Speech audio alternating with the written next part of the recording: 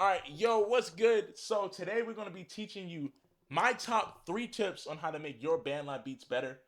Um, I know I haven't been making any videos recently, and that's gonna change. So here is my top 3 tips on how to make your BandLab beats better. So tip number 1: sound selection, specifically drums, but also like you want your beats to sound crispy and you have to learn how to pick the best sounds so they don't sound like their BandLab beats. So, what I recommend y'all do is first link in description. I have a drum kit, and it has some of the best sounds um that you can use for hip hop beats. But you can use it for more than just hip hop beats. But I recommend you get this drum kit. Here's what the kick sound like,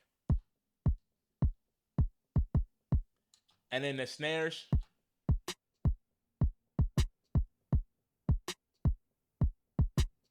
Here's the hi-hats.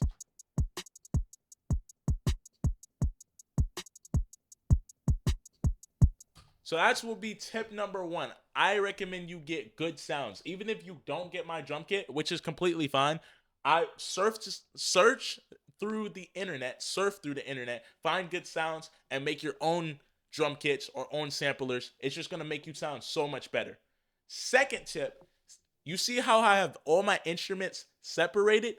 Do that. Do not make your drums in this way. Let me turn all these off. Do not make your drums where you're doing this.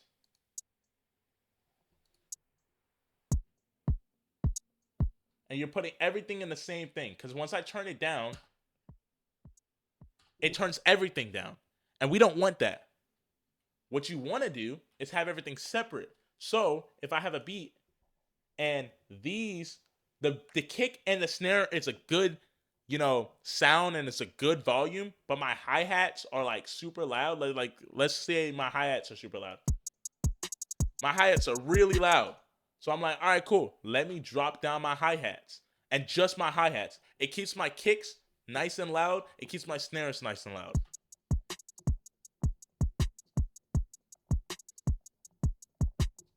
And it's simple. That is super simple, and that's going to make your beat sound good or sound better.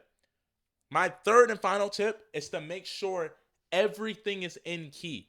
I feel like a lot of people, when they make beats and different things like that, they don't make sure everything is in key. When you are making things in the piano roll, make sure you pick a key you want everything to be in. Once you pick a key that you want everything to be in, let's say we want to be in B today. Press adjust. It will adjust everything into B.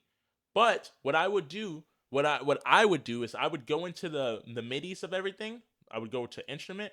I'll go to MIDI editor, and I would check and I would make sure everything is in key. All these blue dots for me are the only notes that you can press. If you're making bass, if you're making chords, if you're making any of that, you cannot use any notes that are not in key. These don't work. You cannot press this because no. Now, like once you get better at beats, there are certain times where you can, and that's like more advanced theory, and I can teach all that later. But stay in key. Even when you pick up samples, like I picked this sample out right here. This sample is in key.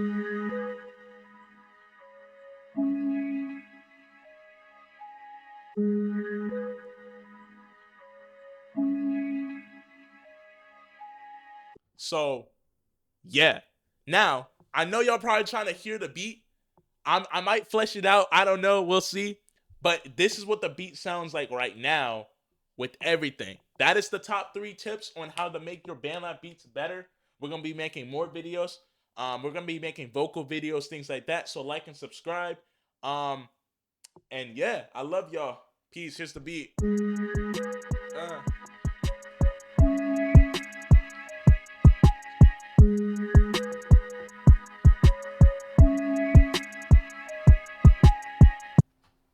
All right, peace.